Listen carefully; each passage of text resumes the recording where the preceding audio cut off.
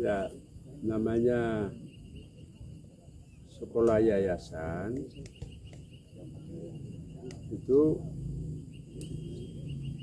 beda dengan sekolah pemerintah.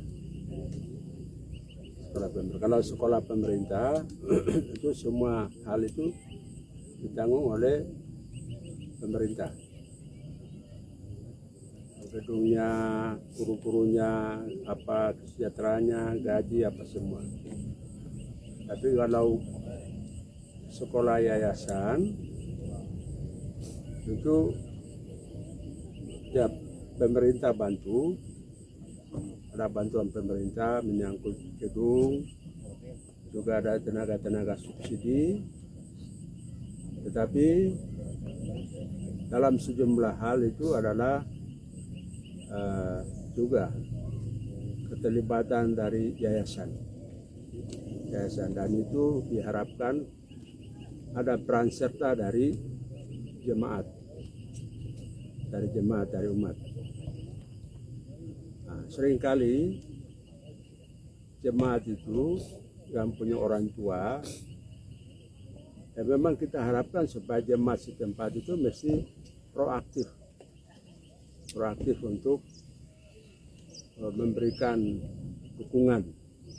dukungan moral maupun juga dukungan material, tapi juga tetap dalam kerjasama dengan pihak sekolah. Karena itu saya tetap mengharapkan bahwa pihak orang tua atau pihak jemaat hendaknya juga merasa terlibat untuk mendukung sekolah. Tetap kerjasama dengan kepala sekolah, lalu mendukung sekolah, tentu saja dengan maksud supaya sekolah ini menjadi sarana yang baik untuk mendidik, membina generasi muda kita dari tempat ini. Nah, saya baru dengar dari Bapak Bupati yang adalah apa disebut pencetus atau apa? Pendiri, penggagas, pendiri, pembina. Ini sebenarnya juga perlu sudah berikan kontribusi untuk anak-anak di sini, generasi muda, sehingga tinggal bagaimana untuk meneruskan sekolah ini dalam kerjasama antara pihak sekolah, pihak yayasan, dan juga pihak pemerintah. Yang saya justru mau tekankan di sini adalah peran serta dari orang tua, gereja, jemaat, supaya terus mendukung kelanjutan sekolah ini. Dan juga tetap saya berpesan supaya guru-guru perlu ada kerjasama yang baik antara kepala sekolah dan guru-guru dalam rangka meningkatkan kualitas supaya hari demi hari itu kualitasnya itu semakin meningkat. Artinya bukan kita asal punya sekolah, bukan asal ada ini yang penting anak-anak sekolah, tapi kita terus bersaing.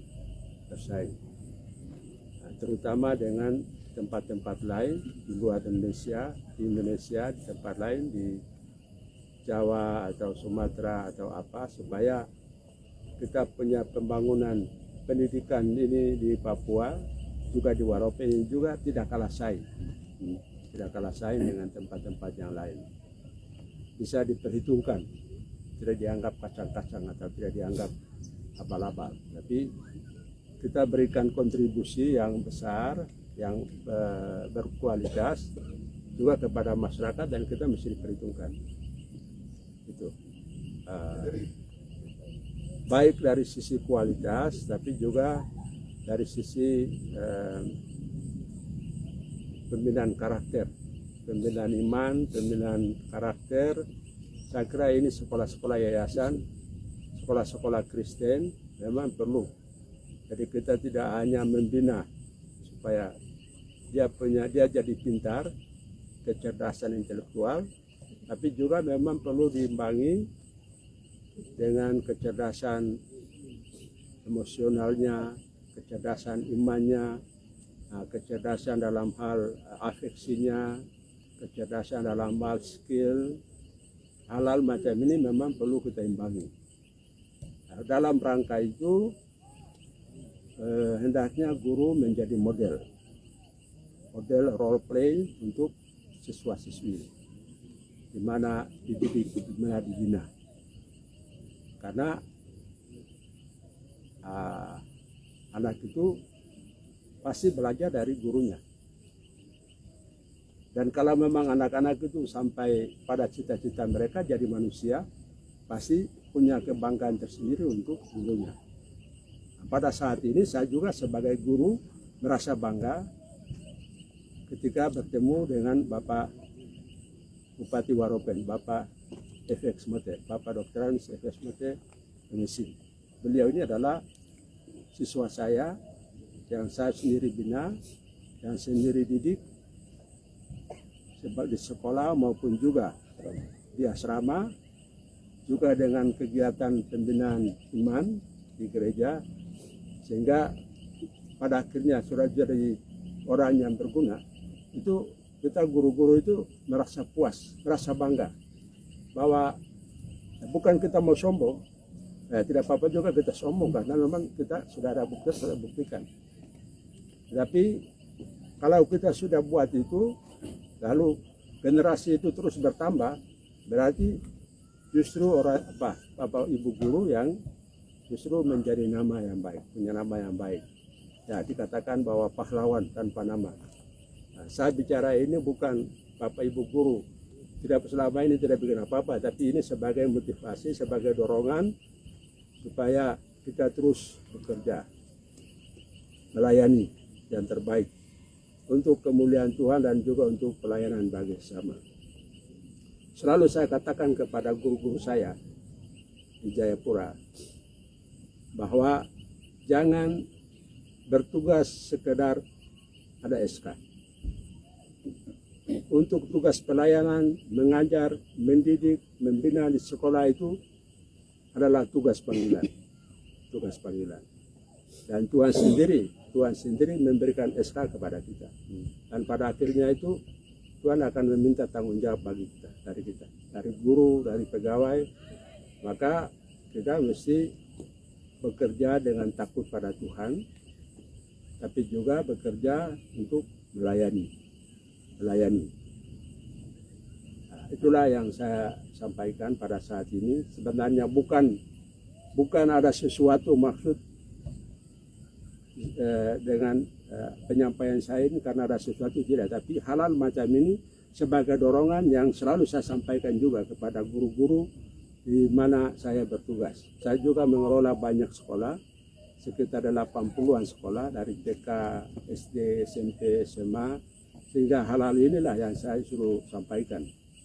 Bahwa pengajaran, pendidikan, pengajaran itu ingat bahwa dalam gereja adalah hak kesulungan. Tugas kesulungan dari gereja. Melalui gereja, melalui pendidikan, melalui sekolah, kita mewartakan Injil. Kita mewartakan Injil, mewartakan kabar baik. Maka bukan asal kita bangun sekolah,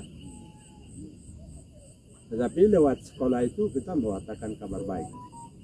Nah, itu kita bisa mengajak supaya guru-guru tetap bekerja sama bersama dengan kepala sekolah untuk terus memuliakan Tuhan, melayani anak-anak di tempat ini. Saya kira demikian. Terima kasih atas semua yang bisa mendengarnya, terutama kepala sekolah, Bapak Ibu guru yang bertugas di SMP, di SMA, Franciscus YPK Franciscus Saverius Mote di Waropen ini. Salam. Terima kasih banyak. Terima kasih Ibu Kepala ya. Iya, kepala sekolah. Makasih. Ini bawa makasih. Makasih ya bendahara. Ini bendahara. Guru bidang studi. Guru bidang studi. Ini juga guru bidang studi ya. TU. Oh, TU. Ini makasih juga.